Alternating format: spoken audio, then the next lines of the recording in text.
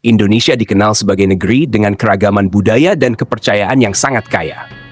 Jauh sebelum agama-agama besar seperti Islam, Kristen, Hindu, dan Buddha masuk ke Nusantara, masyarakat pribumi telah lebih dahulu memeluk sistem-sistem kepercayaan lokal yang terikat kuat dengan alam, leluhur, dan kosmologi tradisional. Kejawen, Sunda Wiwitan, Marapu, Aluk Todolo, Ugamo Malim, Tolotang, dan berbagai bentuk kepercayaan lainnya tumbuh sebagai ekspresi spiritual yang mencerminkan hubungan mendalam antara manusia dengan alam semesta. Namun, dalam realitas hari ini, kepercayaan-kepercayaan asli tersebut sulit berkembang menjadi agama mayoritas. Jumlah penganutnya terus menyusut. Eksistensinya tak diakui secara setara, bahkan seringkali dipandang sebagai sistem keyakinan yang aneh, kuno, atau menyimpang. Pertanyaan yang kemudian muncul adalah, mengapa kepercayaan-kepercayaan asli ini tidak bisa menjadi agama mayoritas di negeri asalnya sendiri? Untuk memahami kenyataan ini, kita harus menelusuri kembali sejarah panjang perubahan spiritual di Indonesia. Masuknya agama-agama besar ke Nusantara tidak hanya membawa ajaran baru, tetapi juga kekuasaan budaya, politik, bahkan ekonomi. Hindu dan Buddha hadir pada abad pertama Masehi dan membentuk kerajaan-kerajaan besar seperti Sriwijaya dan Majapahit. Islam kemudian datang dengan pendekatan perdagangan dan dakwah damai, lalu menjadi kekuatan dominan sejak abad ke-15. Kedatangan kolonialisme Eropa membawa agama Kristen yang menyebar melalui misi Zending dan kontrol pendidikan. Di tengah gelombang besar itu, kepercayaan-kepercayaan lokal mengalami penyusutan pengaruh. Mereka bukan hanya kehilangan penganut, tapi juga kehilangan tempat dalam struktur negara, sistem pendidikan, bahkan dalam pergaulan sosial. Lahirnya negara Indonesia yang hanya mengakui 6 agama resmi memperparah kondisi ini. Penghayat kepercayaan tidak diberi ruang administratif yang layak hingga putusan Mahkamah Konstitusi tahun 2017. Salah satu penyebab utama mengapa agama asli Indonesia tidak bisa menjadi mayoritas adalah tekanan struktural dari negara dan masyarakat yang mengagungkan agama resmi. Negara sejak awal kemerdekaan menetapkan ideologi Pancasila yang mengandung sila pertama, ketuhanan yang Maha Esa. Namun tafsirnya sering dipersempit oleh kelompok mayoritas agama resmi. Dalam praktiknya, negara hanya mengakui agama-agama yang memiliki kitab suci, nabi, tempat ibadah formal, dan sistem organisasi hierarkis. Kepercayaan asli yang tidak memiliki semua itu dianggap tidak memenuhi syarat sebagai agama, melainkan hanya budaya atau tradisi leluhur. Hal ini menyebabkan para penganutnya tidak bisa menuliskan keyakinan mereka di KTP, tidak bisa menikah secara sah menurut negara, kesulitan mendapatkan pendidikan agama di sekolah, hingga diskriminasi sosial yang sistemik. Lebih lanjut, masyarakat Indonesia cenderung berpikir bahwa agama adalah sesuatu yang besar, datang dari luar, dan memiliki bentuk institusional yang mapan. Dalam konstruksi sosial modern, agama harus memiliki struktur kepemimpinan, kitab baku, dogma, serta ritus yang seragam. Sementara kepercayaan asli bersifat fleksibel, cair, dan personal. Dalam kejawen misalnya, hubungan manusia dengan Tuhan lebih bersifat batiniah dan tidak selalu diekspresikan melalui ibadah formal. Demikian juga dalam Sunda Wiwitan, pemujaan kepada Sang Hyang Kersa dijalankan melalui ritual-ritual alamiah yang menyatu dengan kehidupan sehari-hari. Model kepercayaan seperti ini sulit diterima dalam kerangka keagamaan modern yang menuntut legalitas, sistem pendidikan, dan birokrasi. Akibatnya, banyak orang yang memilih berafiliasi secara formal kepada agama mayoritas, meskipun dalam praktiknya tetap menjalankan ajaran leluhur. Kelompok masyarakat yang masih setia menganut kepercayaan asli, umumnya adalah komunitas adat yang tinggal di daerah-daerah terpencil atau yang masih memegang erat tradisi lokal. Misalnya, masyarakat Baduy dalam di Banten masih mempertahankan Sunda Wiwitan sebagai sistem kepercayaannya. Di Sumba, masyarakat Marapu masih menjalankan upacara adat dan pemujaan roh leluhur. Komunitas Tolotang di Sulawesi Selatan, Parmalim di Toba, Aluk Todolo di Toraja, hingga masyarakat Dayak di Kalimantan, dan beberapa komunitas Bali Aga juga mempertahankan bentuk-bentuk spiritual lokal mereka. Namun jumlah mereka semakin sedikit, terutama karena generasi muda lebih memilih bergabung dengan agama mayoritas agar lebih diterima di sekolah, pekerjaan, dan masyarakat luas. Menariknya, ritual kepercayaan asli seringkali bercampur dengan simbol atau ajaran agama resmi. Hal ini tidak selalu terjadi karena sinkretisme yang alami, tetapi juga karena tekanan sosial dan kebutuhan untuk menyamar. Banyak penghayat kejawen misalnya menggunakan salam Islam seperti Assalamualaikum saat membuka acara spiritual atau membaca Al-Fatihah dalam selamatan, padahal esensi doanya berbeda. Di Toraja, upacara pemakaman adat yang syarat nilai Aluk Todolo dibungkus dengan misa Kristen agar bisa diterima. Ini menunjukkan bahwa para penganut kepercayaan asli sering harus menyembunyikan identitas spiritualnya di balik simbol agama resmi demi keselamatan sosial dan administratif. Fenomena ini juga menunjukkan bahwa meskipun mereka minoritas secara jumlah, pengaruh spiritual lokal masih mengakar kuat dalam praktik keagamaan masyarakat Indonesia. Sikap pemerintah terhadap kepercayaan asli bisa dikatakan ambivalen, bahkan cenderung abai.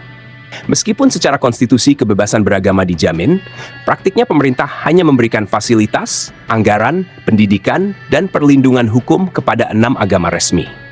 Penghayat kepercayaan baru mendapatkan hak dasar untuk mencantumkan identitasnya di KTP setelah putusan MK nomor 97 2019. Sebelumnya, mereka harus mengosongkan kolom agama atau memilih salah satu agama resmi meskipun tidak sesuai keyakinan mereka. Hingga hari ini, penghayat kepercayaan masih kesulitan mendapatkan guru pendidikan agama, menikah dengan sah, atau dimakamkan dengan ritual sesuai ajarannya. Pemerintah tidak serius menyediakan anggaran atau kurikulum khusus bagi mereka. Bahkan dalam data sensus pun, penghayat kepercayaan kerap dikelompokkan sebagai lain-lain, yang semakin menghapus eksistensi mereka dari kesadaran publik. Salah satu alasan mengapa pemerintah cenderung tidak mengakui atau mendukung kepercayaan asli adalah kekhawatiran terhadap tatanan sosial dan politik. Pemerintah Indonesia sejak awal menjadikan agama sebagai alat stabilitas dan identitas nasional. Agama-agama besar dianggap mampu menjaga moral publik, mendidik masyarakat, dan menjadi mitra negara dalam pembangunan. Kepercayaan asli yang tidak memiliki institusi besar, tidak memiliki jaringan internasional, dan tidak terlibat dalam politik dianggap kurang fungsional bagi stabilitas negara.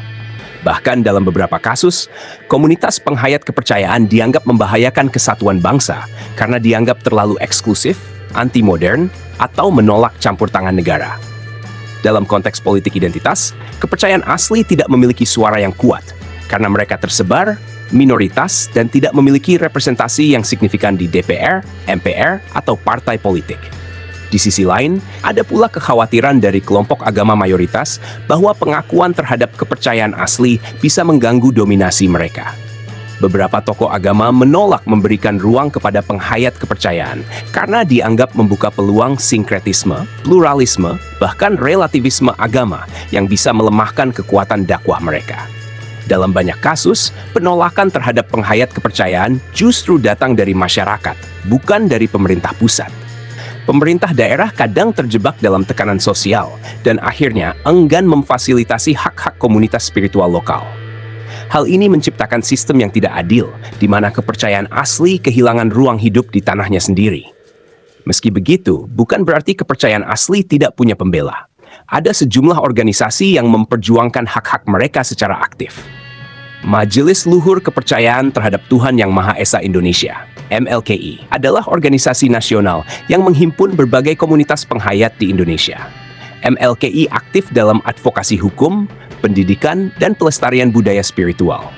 Selain itu, ada pula jaringan kerja antar umat berkepercayaan, Jakatarup, yang sering mengadakan diskusi lintas iman dan memperjuangkan pluralisme. Komnas HAM, WLBHI, dan sejumlah akademisi dari universitas ternama juga turut menyuarakan pentingnya pengakuan formal terhadap sistem kepercayaan lokal. Di tingkat komunitas, organisasi adat seperti Marapu Foundation, Lembaga Adat Baduy, dan komunitas Parmalim terus melakukan upaya pelestarian dan edukasi publik. Apa yang seharusnya dilakukan pemerintah Indonesia agar kepercayaan asli bisa tumbuh dan dihormati secara setara? Pertama, negara harus memperluas definisi agama secara konstitusional dan administratif. Agama tidak boleh dibatasi hanya pada 6 agama resmi. Pengakuan terhadap penghayat kepercayaan harus diikuti dengan hak pendidikan, pernikahan, penguburan, dan representasi politik yang setara. Kedua, pemerintah perlu menyediakan anggaran khusus untuk pelestarian spiritual lokal, termasuk pelatihan guru pendidikan kepercayaan, dukungan media, serta penelitian akademik. Ketiga, negara harus aktif melawan diskriminasi sosial terhadap komunitas penghayat dengan mengedukasi masyarakat melalui kurikulum dan media publik. Keempat, Pemerintah perlu membuka ruang dialog antar agama dan antar kepercayaan, agar masyarakat bisa saling memahami dan menghormati keyakinan yang berbeda.